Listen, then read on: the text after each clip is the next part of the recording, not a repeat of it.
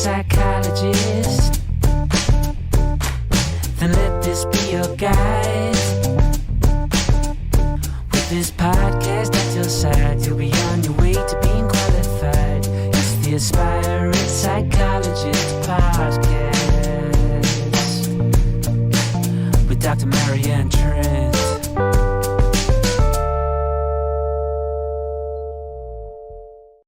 Hi, welcome along to the Aspiring Psychologist podcast. Today we are going to be thinking about resilience. Now, resilience is a buzzword in psychology, and it's certainly something that crops up really regularly in the Clinical Psychologist Collective book. When I was reading that, I was thinking, well, that's a good thing, isn't it? How resilient we are. But actually, as I reflect upon that now, when a profession is difficult to get into, then it's always going to feel like it's the most resilient people that get through because, if you were willing to give it one shot and you didn't get on and then you didn't apply again, then actually what we know is that typically it takes more than one application to get on. So in terms of your resilience and your ability to deal with rejection or things not panning out, then if you went into that with your eyes open, expecting that realistically you may not get on at your first attempt, then it's that resilience that's going to make it more likely that you'll get your end goal in the end.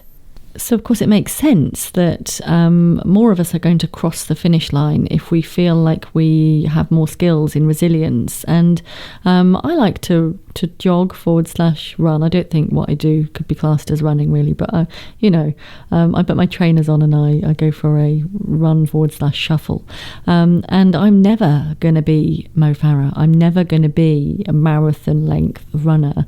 Although when I was in my early 20s, I did see a runner go past me when I was in the car, and I thought, oh, looks fun. I could probably run the New York Marathon. That'd be fun. That'd be a good thing to do. And so I told my partner at the time, and he was really excited, really on board with that. Like, really thought that was a cool thing to want to do. So then I was all excited, looking at running gear and like, oh, it's going to be amazing when I'm in New York running the marathon. And I thought, well, I better just go for like a little test run, to start me off with my running career before I start applying for the New York Marathon. I hated it. I was rubbish at it, hated it, cursed every step, and then didn't run again probably for another 10 years. So, that said everything about my enthusiasm for ideas, but nothing about my resilience as a runner. But of course, my resilience as a psychologist is a little different. Yeah, so let's pick our goals wisely and mindfully. It's absolutely okay to want to be an aspiring psychologist, but it probably is going to be more likely that you get there if you have, followed the route that makes it more likely. So it's likely that you're going to need to do a psychology degree or a conversion to gain you access to whatever next step you need. I guess the equivalent of me running is that don't shoot for the New York Marathon if you're yet to shuffle around the block. We think about, I was listening to Will Smith's book the other day, and he talks about focusing on each brick by brick, rather than the whole wall that needs to be built. And I thought that was a really powerful idea. So I think what we need to be careful about as a profession is that we are not using the term resilience to be able to treat people badly as they are becoming aspiring psychologists. We are not expecting people to take because they have this end goal in mind. We shouldn't be, to further the marathon analogy, we shouldn't just be having our feet coated in blisters, and just expected to carry on. When we get blisters, it's a sign of friction and it's a sign of something not fitting well. So if you're finding that your body is covered in blisters from your experience within the psychology field, then there's a sign there that that's not really a good fit.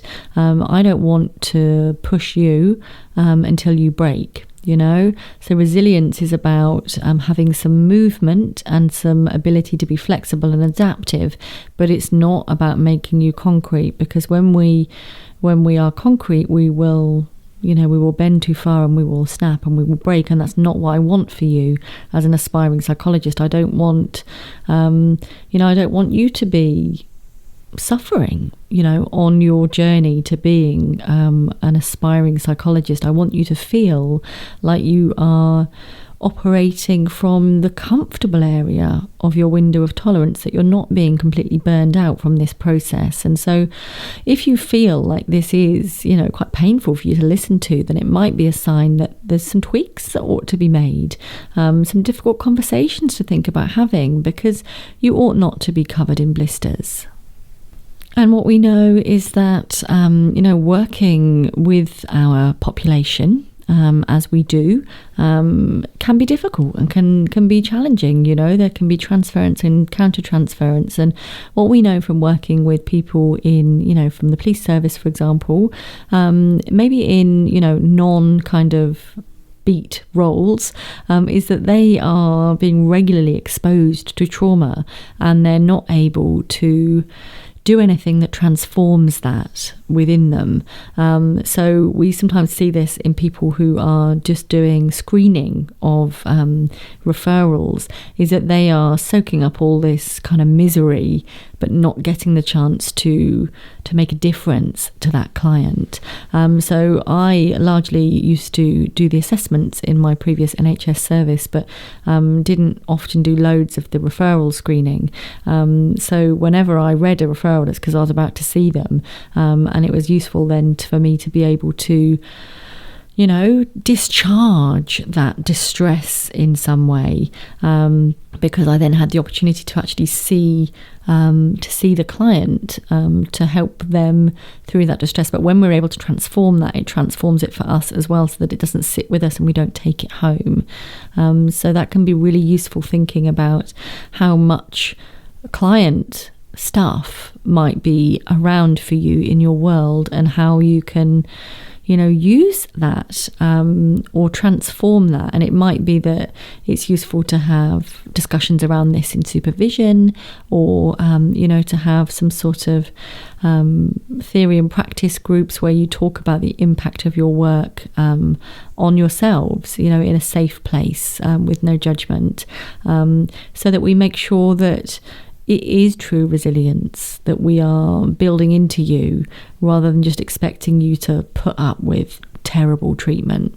What we don't want is for you to feel burned out, because what we know is that burnout leads to, periods of sick leave, and it's not good for you, and it's not good for the services we work in, and it's not good for the clients that we serve. And so making sure that we, where possible, are, treating ourselves as humans with compassion and dignity and respect, and that the people we are working for do the same, is really key. And sometimes it takes a change of job to realise how much you weren't being treated with kindness and dignity and respect, and how much that was burning you out.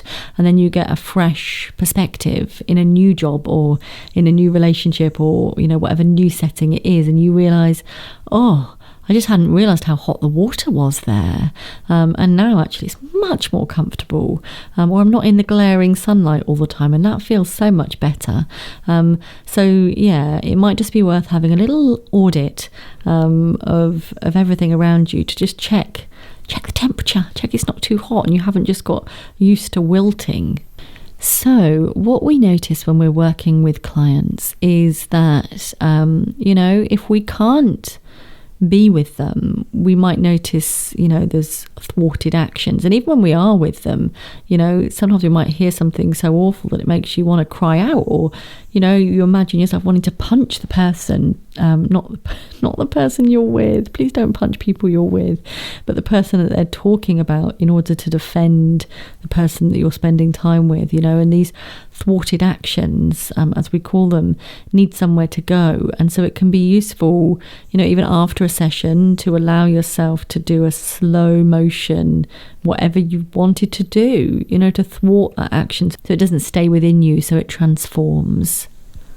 And sometimes it can be a really powerful thing to discuss is reactions to people's stories and the things they say. Let me just take a quick break, and I will be back after this to think with you about some tangible ways of deepening that connection with you and your clients when you are listening to their stories.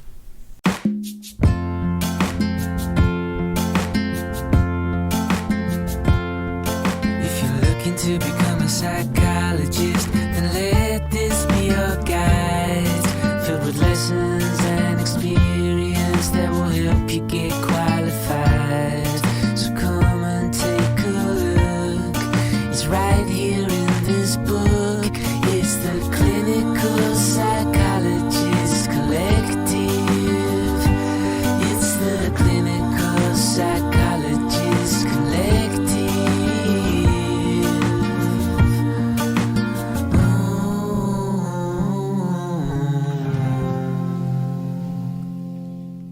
The Clinical Psychologist Collective is an encouraging read for anyone considering clinical training.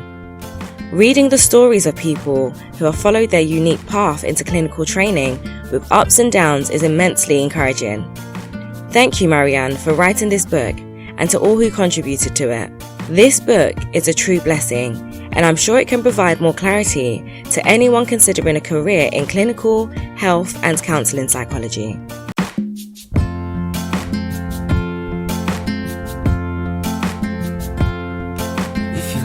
To become a psychologist, then let this be your guide, filled with lessons and experience that will help you get qualified. So come and take a look. It's right here in this book. It's the Clinical Psychologist Collective. It's the Clinical Psychologist Collective.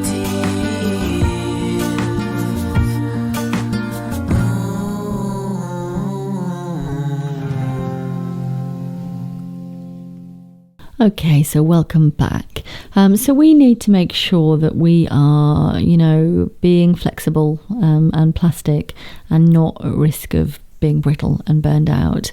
And when we are feeling brittle and burned out, our compassion might feel like it's a low ebb for clients, and it might feel like we're all just doing everything on autopilot. So, absolutely, if you are unwell, then you need to look after yourself, and you need to take the time that you need to take to get yourself well. But this is about prevention, this episode, rather than cure. So I want to really thicken the dialogue of helping you think about how you deserve to be treated and how you deserve to treat yourselves, and to help you hopefully have confidence to raise issues if you feel like you are being treated unfairly, or the pressures upon you as an aspiring psychologist are too great. Sometimes I hear about the workloads of aspiring psychologists, and I'm thinking, I wouldn't even want to do that, and I'm qualified. I wouldn't want to see that many clients in a day or a week, and it's a lot that we're asking of you guys as aspiring psychologists, and no wonder we're getting high turnover of jobs and staff burnout and staff sickness. That's not about resilience. That's not about your lack of resilience. That's about the sickness of an organization, really. That's not about the sickness of the individuals within it. Sometimes if we ask someone to do too much, then it's too much, and that will instantly fall apart. But when pressure is applied over time, we become more used to that, and we don't necessarily realize it's there, and then suddenly it can feel like we've snapped. But what we hadn't realized is we've been carrying all the extra weight on our shoulders and on our neck, and in our stress, and in our brittle interactions with our children and our family and our loved ones. And then suddenly it's just like, it feels like it's come out of the blue, whereas in actual fact it's been cranked up, incrementally over time. So just want you to be on the lookout for that, really, and to try as much as possible to not take your stuff home with you, so when I was supervising assistant psychologists or trainees, I tried to make sure that we'd have a supervision session on the last day of their placement of the week, so that they were able to leave that with me, leave that here, rather than worrying about that all weekend because supervision was, for example, on Tuesday or whatever. So it might be worth thinking if there's any flexibility about when you have your supervision session, so that you are able to tie up any loose ends rather than take them home with you. Okay, so a really nice way of helping you connect with your clients and helping advance your clinical work is when you hear them say something that does move you, or you notice anything visceral in your own body as you hear the story. It can be really useful if it feels appropriate to share that with them. When I heard you say that, I really felt, a deep sensation in the pit of my stomach, or I felt my throat started to close up as you spoke about that, or I really felt my eyes starting to water as I really connected to what you were saying, because it can help them, especially when they're traumatized. It can help them with that mind-body disconnect. It can help them realize, actually, I have thoughts and feelings in my own body too. Where did I notice that? Or you can mirror that back to them. So I noticed that within myself. Where did you notice that when you were speaking?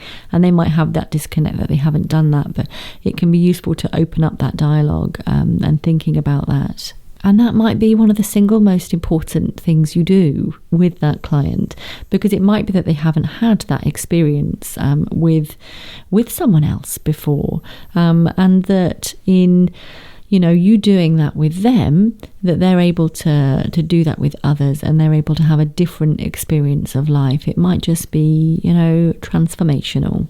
So in summary, resilience is not all, what we think it might be, what it might look like on paper. We're wanting to recruit, humans, and compassionate ones at that. We do not want computers, because, it's human connection that helps make the difference, especially when people have been affected by mental health difficulties and trauma and grief and all of that jazz. So, please, I hope you've found this episode useful.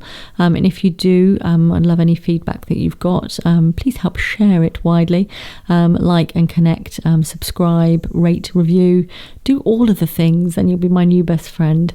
Come and connect with me over on socials. I'm on LinkedIn at Dr. Marianne Trent. Twitter, I'm Good Thinking PS1.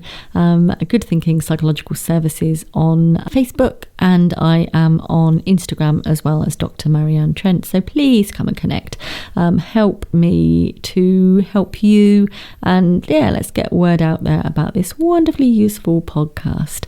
I hope this has been useful, and it's okay to think that it's not you that's the problem. It's a service that you're working for.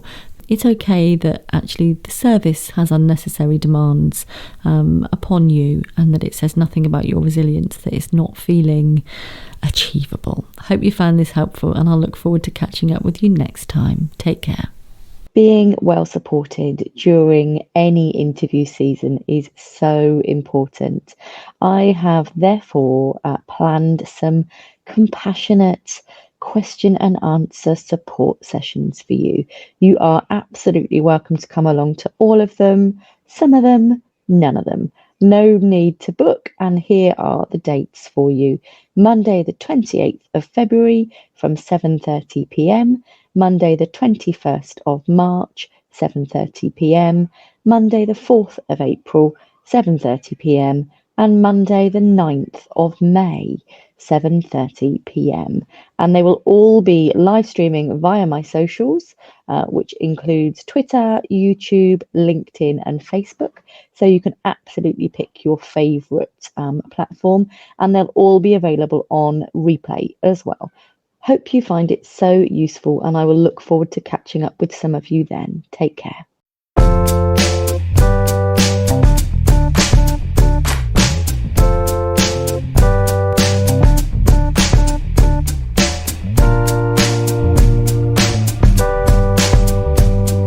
If you're looking to become a psychologist,